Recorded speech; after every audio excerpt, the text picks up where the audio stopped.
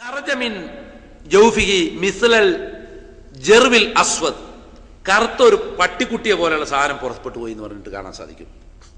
റവാഹു ദാറഖുത്നി വദ്ദാരിമി. ഇങ്ങനെയുള്ള അനുഭവങ്ങൾ കാണാൻ സാധിക്കും. അങ്ങനെ നബി സല്ലല്ലാഹു അലൈഹി വസല്ലമ പിശാച് ബാധ ചികിത്സയായിട്ട് വ്യക്തമായ ഹദീസുള്ളതാണ്. പിന്നെ ഇതിൽ നിന്ന് ചില ആളുകൾ തെളിവ് പിടിക്കുന്ന സംഗതി എന്ന് വെച്ചാൽ, നബി സല്ലല്ലാഹു അലൈഹി വസല്ലമയുടെ അടുത്തേക്ക് പിശാച് ശല്യപ്പെടുത്താൻ വന്ന സമയം ആദ്യം അള്ളാഹു എന്നുള്ള സംരക്ഷണത്തിന് വേണ്ടി പ്രാർത്ഥിച്ചു, പിന്നെ ശാപവാക്കുകൾ ഉച്ചരിച്ചു. എന്നിട്ടും അവൻ പോകാതെ വന്നപ്പോൾ അവനെ കൈ പിടിച്ചു എന്നാണ്. പിടിച്ച് അവനെ ശ്വാസം പിടിച്ച് അവൻ്റെ നാവിൻ്റെ തണുവ് കയ്യിൽ അനുഭവപ്പെട്ടു എന്നെല്ലാം നമ്മൾ ഹദീസ് കാണാൻ സാധിക്കും. ഇതിൻ്റെ അടിസ്ഥാനത്തിൽ നമ്മൾ അള്ളാഹുവിന് പ്രാർത്ഥിക്കുക, ശാപവാക്കുകൾ ഉച്ചരിക്കുക, എന്നിട്ടും പോകുന്നില്ല അവനെ ബലപ്രയോഗം നടത്തുക എന്ന രീതിയിലാണ് പലപ്പോഴും ചികിത്സകന്മാർ ചെയ്യുന്നതായിട്ട് നമുക്ക് കാണാൻ സാധിക്കുന്നത്. ഇനി ഇവിടെ എന്തുകൊണ്ടാണ് ജിന്ന് ബാധിക്കുന്നത്? ഈ ജിന്ന് ബാധിച്ചാൽ എന്ത് ചെയ്യണം? ഇങ്ങനെയുള്ള കാര്യങ്ങളെക്കുറിച്ച് ലഘുവായിട്ടൊന്ന് പറയാൻ ഞാൻ ആഗ്രഹിക്കുകയാണ്. എന്തുകൊണ്ടാണ് ജിന്ന് ബാധിക്കുന്നത് ആളുകളെ? എല്ലാ ജിന്നും ബാധിക്കുമോ? എല്ലാവരും ബാധിക്കുമോ? ഇത് നമ്മൾ മനസ്സിലാക്കേണ്ടതുണ്ട്. ഒന്ന്, പ്രധാനമായും 3 കാരണങ്ങളാണ് ജിന്ന് ബാധിക്കുന്നത്. ഒന്ന്, സ്നേഹം മൂലം. സ്നേഹം മൂലം എന്ന് പറഞ്ഞാൽ സുന്ദരിയായൊരു പെണ്ണ്, ആ സുന്ദരി പെണ്ണോട് താല്പര്യം തോന്നുന്നു, അവൾ പ്രവേശിക്കുന്നു. അല്ലെ നല്ലൊരു ചെറുപ്പക്കാരൻ, ആ ചെറുപ്പക്കാരനിൽ പ്രവേശിക്കുന്നു. എന്നാൽ അതിൽ നിന്ന് അവർ ശാരീരിക സുഖങ്ങൾ അനുഭവിക്കുന്നു. നമുക്ക് കാണാൻ സാധിക്കും പരിശുദ്ധ ഖുർആനിൽ സ്വർഗത്തിലെ സ്ത്രീകളെ കുറിച്ച് പറഞ്ഞപ്പോൾ എന്താ പറഞ്ഞത്? ലം യത്മിസ്ഹുന്ന ഇൻസും ഖബ്ലഹും വലാ ജാൻ. അവർക്കും മനുഷ്യരോ ജിന്നുകളോ സ്പർശിച്ചില്ല. ഈ സ്പർശനം എന്ന് പറഞ്ഞാൽ ലൈംഗിക ബന്ധമാണ്. ഇവിടെ ഇങ്ങനെ ചികിത്സക്ക് വരുന്ന ആളുകളെ അവരോട് ചോദ്യം ചെയ്യുമ്പോൾ അവർ പറയാറുണ്ട്, അവരുമായി ശാരീരിക ബന്ധം പുറത്തുനിന്ന് അവർക്ക് അനുഭവപ്പെടാറുണ്ട് എന്നുള്ളതാണ്. അത് പുരുഷന്മാരും പറയാറുണ്ട്, സ്ത്രീകളും പറയാറുണ്ട്. ഇങ്ങനെയുള്ള ആളുകൾ പ്രത്യേകം എന്ന് വെച്ചാൽ അവർ കല്യാണം കഴിച്ചാലും ഈ സ്ത്രീക്ക് ഭർത്താവിനും വേണ്ടി വരില്ല, ഭർത്താവിന് ഈ ആണിന് ഭാര്യയും വേണ്ടി വരില്ല. അവരല്ലാതെ തന്നെ അവർ ജീവിച്ചു പോവുകയാണ്. എന്ന് മാത്രമല്ല, ഗർഭം പോലും ധരിക്കില്ല. കാരണം ഗർഭിണിയാകുന്നതൊക്കെ ഈ ഉള്ളിലുള്ള ജിന്നിന് ഇഷ്ടമല്ല, ഗർഭിണിയാകുന്നതൊക്കെ. അപ്പോൾ അതുകൊണ്ട് ചിലപ്പോൾ ഗർഭമൊക്കെ അലസി പോകാനൊക്കെ അതിന് കാരണമാകാറുണ്ട്. അപ്പോൾ അങ്ങനെയുള്ള ചില കേസിൽ നമ്മൾ കാണാൻ സാധിക്കും, വർഷങ്ങളായിട്ട് ഇങ്ങനെ കുട്ടി ഉണ്ടാവാതെ എന്നും പൂജാരി അടുത്ത് പോയിട്ട് അവസാനം പൂജയൊക്കെ ചെയ്തപ്പോൾ ഉടനെ തന്നെ കുട്ടിയുണ്ടായി. അല്ലെങ്കിൽ ആ തുലാഭാരം കഴിച്ചപ്പോൾ ഉടനെ കുട്ടിയുണ്ടായി, അല്ലെ ഇന്ന ജാറത്തിൽ പോയി നിറച്ച ഉടനെ കുട്ടിയുണ്ടായി എന്നൊക്കെ ചിലപ്പോൾ കാണാൻ സാധിക്കും. ഇവിടെ വാസ്തവത്തിൽ സംഭവിക്കുന്നതെന്ന് വെച്ചാൽ, ഇങ്ങനെയുള്ള പ്രവർത്തനം മൂലം ഇവരിൽ ബാധിക്കുന്ന ജിന്നങ്ങ് ഒഴിഞ്ഞു പോയി കഴിഞ്ഞാൽ പിന്നെ അവിടെ ഓക്കെ ആയി. അതാണ് സന്താനക്കുറി കഴിക്കുക എന്നൊക്കെ പറഞ്ഞിട്ട് ജ്യോത്സ്യന്മാരെ പറയുന്നത്, സന്താനക്കുറി കഴിക്കുക എന്നൊക്കെ പറഞ്ഞിട്ട്. അപ്പോൾ അവിടെയെല്ലാം സംഭവിക്കുന്നതെന്ന് വെച്ചാൽ ഈ പൈശാച ബാധ ഒഴിഞ്ഞു പോവുകയാണ്. ഈ പൈശാച ഒഴിഞ്ഞു പോകാൻ ഏറ്റവും പിശാച് ഇഷ്ടമുള്ള കാര്യമാണ് ഒരാൾ കുഫ്ർ ചെയ്യുക എന്ന് പറഞ്ഞാൽ. അതുകൊണ്ടാണ് ഈ ഒരു മുസ്ലിം തുലാഭാരം കഴിക്കാൻ, ഒരു വിഗ്രഹത്തിന് വേണ്ടി തുലാഭാരം കഴിക്കുക എന്ന് പറഞ്ഞാൽ പിന്നെ ഇതിനേക്കാൾ കൂടുതൽ പിശാചിന് സംതൃപ്തി ഉണ്ടാവേണ്ട കാര്യം എന്താ? അപ്പോൾ പിശാചിനെ സംതൃപ്തിപ്പെടുത്തിക്കൊണ്ടുള്ള ഒഴിഞ്ഞുപോക്കിൽപ്പെട്ടതാണ് അതെല്ലാം എന്ന് മനസ്സിലാക്കുക. അപ്പോൾ സ്നേഹം മൂലമാണെന്ന്. പക്ഷേ സ്നേഹം മൂലം ബാധിച്ച ആളുകൾ പ്രത്യേകം എന്ന് വെച്ചാൽ അവരിങ്ങനെ വലിയ രോഗമൊന്നും കാണിക്കില്ല. ചില ഒരു പ്രത്യേക സ്വഭാവങ്ങൾ, ഇപ്പോൾ അതുവരെ ഇല്ലായിരുന്ന ഒരു പ്രത്യേക വൃത്തി, അല്ലെ ചില പ്രത്യേക ഭക്ഷണ സാധനങ്ങൾ ഒഴിവാക്കുക, അങ്ങനെ ചില പ്രത്യേക രീതികൾ അവർക്ക് കാണാൻ സാധിക്കും. അല്ലാതെ ഒരു വലിയൊരു വയലൻ്റായിട്ടൊന്നും ചിലപ്പോൾ കാണാൻ സാധ്യമല്ല. രണ്ടാമത്തത് പ്രതികാരം മൂലമാണ്. പ്രതികാരം എന്ന് പറഞ്ഞു കഴിഞ്ഞാൽ ചിലപ്പോൾ അവർ വസിക്കുന്ന സ്ഥലത്ത് പോയി നമ്മൾ ഒരു ബിൽഡിങ് പണിയോ, അല്ലെങ്കിൽ അവരെ ഏതെങ്കിലും ഉപദ്രവിക്കുക, അവർക്ക് മരണം സംഭവിക്കുക. മരണം സംഭവിക്കുക നമ്മൾ കാണുന്നില്ല അവ ഉപദ്രവിക്കപ്പെടുന്നത്. അതുകൊണ്ട് തന്നെ പലപ്പോഴും ഇത് ഇന്ന കാരണമാണെന്ന് ആൾക്ക് മനസ്സിലായിക്കൊള്ളണമെന്നില്ല. ഇപ്പോൾ പല സ്ഥലത്ത് നിങ്ങൾ കേട്ടിട്ടുണ്ടാവും, ഒരു വീടിന് തറ പണിതു, അപ്പോൾ എല്ലാവർക്കും രോഗമായി, ശരീരത്തിൽ ചെറു കുരുക്കളൊക്കെ വരാൻ തുടങ്ങി. അവസാനം ആ തറയെ തന്നെ കൊണ്ടുപോയി വിളക്കൊക്കെ വെച്ച് പൂജയൊക്കെ ചെയ്തപ്പോൾ എല്ലാം മാറി. പലപ്പോഴും അനുഭവമുണ്ട്. അതിൻ്റെ കാരണത്താൽ ഞങ്ങളുടെ ഇപ്പം ഞാൻ താമസിക്കുന്നിടത്ത് വർഷങ്ങളോളമായി മുസ്ലിം സഹോദരന്മാർ എന്ന് പറയുന്ന ആളുകൾ വിളക്ക് വെക്കുന്നൊരു തറയുണ്ടായിരുന്നു. അവിടെ ഈ അടുത്താണ് ആ തറയുടെ മുകളിൽ ഇപ്പോൾ ഒരു പള്ളി പണിതിട്ടുണ്ട്. അപ്പോൾ അടുത്ത കാലം വരെയും അവിടെ മുസ്ലിങ്ങളാണ് വിളക്ക് വെച്ചിരുന്നത്. അപ്പോൾ ആ പാമ്പും ഷെയ്ഖ് എന്നാണ്, പാമ്പും ഷെയ്ഖിന് വിളക്ക് വെക്കാമെന്നാണ് പറയാറുള്ളത് തന്നെ ആളുകൾ. അപ്പോൾ ഇവിടെ പ്രതികാരം മൂലം. ഇനി വേറെ നിങ്ങൾ മനസ്സിലാക്കണം, പ്രതികാരത്തിന് ചിലപ്പോൾ നമ്മൾ അറിയാതെ, ഇപ്പം നമ്മളൊരു വണ്ടി റിവേഴ്സ് എടുത്ത്, ഇനിയിപ്പോൾ നിങ്ങൾ പറയുന്നത് വണ്ടി റിവേഴ്സ് ജിന്നിട്ട് കൊണ്ട് എന്നൊക്കെ പറഞ്ഞു എന്നൊക്കെ ആളുകൾ പറയാറുണ്ട്.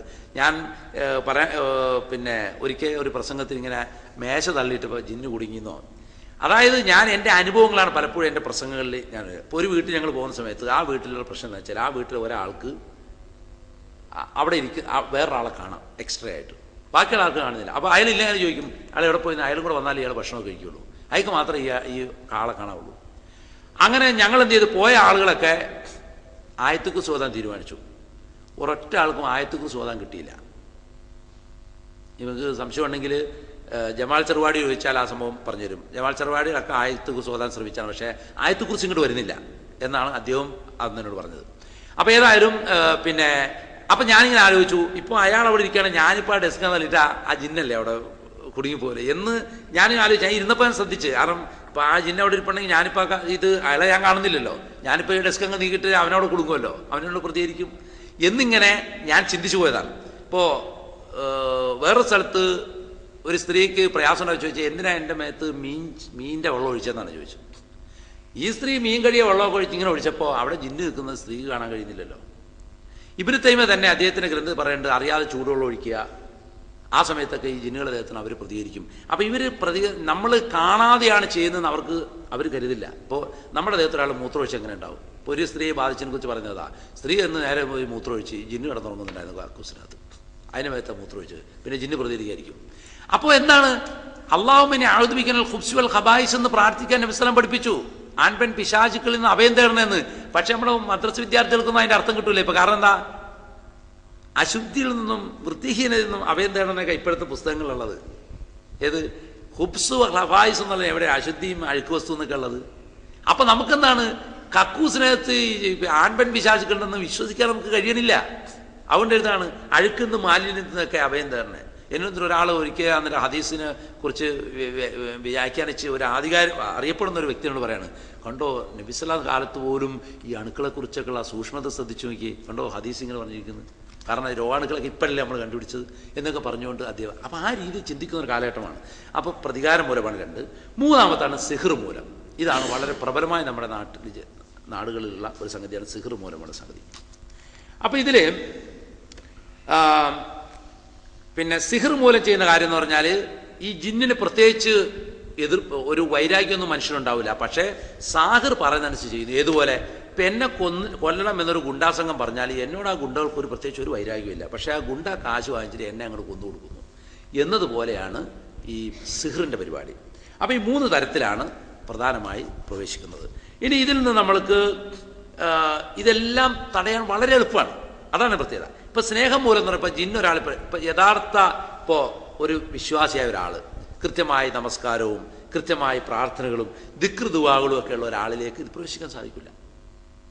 അപ്പോൾ യഥാർത്ഥ ഒരു വിശ്വാസി അതിൽ നിന്നും സംരക്ഷിതനാണ്. ഇനി പ്രതികാരം എന്ന് പറഞ്ഞാലോ നമുക്കറിയാം. ഇപ്പം നിങ്ങൾ തന്നെ ഒരു സ്ഥലത്ത് വെച്ചിട്ട് ഒരു ചെറിയ തർക്കം ഉണ്ടാകുന്നുണ്ട്, ബസ്സിൽ തർക്കം ഉണ്ടാകുന്ന നിൽക്കുക. ഇവരെ കണ്ടാൽ ഇത്തിരി നല്ല ആരോഗ്യം മറ്റോ തോന്നിക്കഴിഞ്ഞാൽ മറ്റോ വലിയ പ്രശ്നമൊന്നും ഉണ്ടാക്കാതെ അവിടെ അടങ്ങിയിരിക്കും എന്നതുപോലെ ഒരു യഥാർത്ഥ വിശ്വാസി ഈമാനും തക്കവയുള്ള ഒരാളാണെന്നുണ്ടെങ്കിൽ അവനോട് പ്രതികാരത്തിനും നിൽക്കില്ല. മാത്രമല്ല നമ്മളിപ്പോൾ ബിസ്മിയല്ലേ നിൽക്കുക, എന്നാൽ ഇപ്പോൾ ബിസ്മിയല്ലേ ഒരു കാര്യം ചെയ്താൽ അവൻ സംരക്ഷിതനാണ്. അതുകൊണ്ട് തന്നെ നമുക്ക് ഇപ്പോൾ ഒരു കല്ല് നമ്മൾ എടുത്തെറിഞ്ഞ് ബിസ്മിയല്ലിട്ടാണ് എറിഞ്ഞ്, അല്ലെങ്കിൽ നമ്മൾ ചാടി ഇറങ്ങി. ഇപ്പോൾ ഒരിക്കൽ ഒരു കുട്ടി ആശുപത്രി വന്നതാണ്. എന്താണെന്ന് വെച്ചാൽ തോട്ടിലേക്ക് എടുത്ത് ചാടിയതാണ്. തോട്ടിലേക്ക് എടുത്ത് ചാടിയിട്ട് പിന്നെ മുഴുവൻ പറയുന്നത് ചീത്തയും ബഹളവും, ആശുപത്രി വന്ന എല്ലാവരുടെ തുപ്പലും ആകെ ഇതാണ്. പക്ഷെ നമുക്കറിയാം ഇതെന്ന് സംബന്ധിച്ച് ആ ചാടിയത് ഇതുപോലെ എന്തിൻ്റെ മുകളിലേക്കാണ് ചാടിയത്, അവൻ കാണുന്നില്ല. അപ്പോൾ ചാടിയപ്പോൾ അതിന് തിരിച്ചുപദ്രവിക്കുകയാണ്. അപ്പോൾ ഇങ്ങനെയുള്ള കാര്യങ്ങൾ. അപ്പോൾ നമ്മൾ ബിസ്മി ചൊല്ലി ഒരു കാര്യം ചെയ്താൽ നമ്മൾ സംരക്ഷണത്തിലാണ് നമുക്ക് മനസ്സിലാക്കാൻ സാധിക്കും.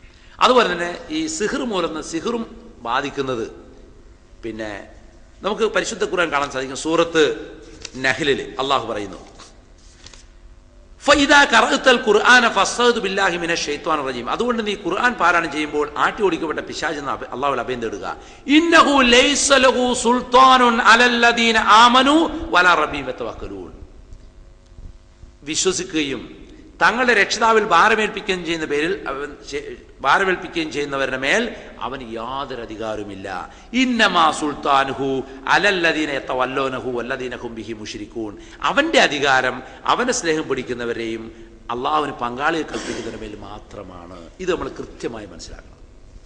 അള്ളാഹുവിൽ യഥാർത്ഥത്തിൽ അള്ളാഹുവിൽ വിശ്വസിക്കുകയും അതുപോലെ തന്നെ അള്ളാഹു തവക്കുകയും ചെയ്യുന്ന ആളുകളിൽ അവന് അധികാരമില്ല. അധികാരം ആരിലാണ്?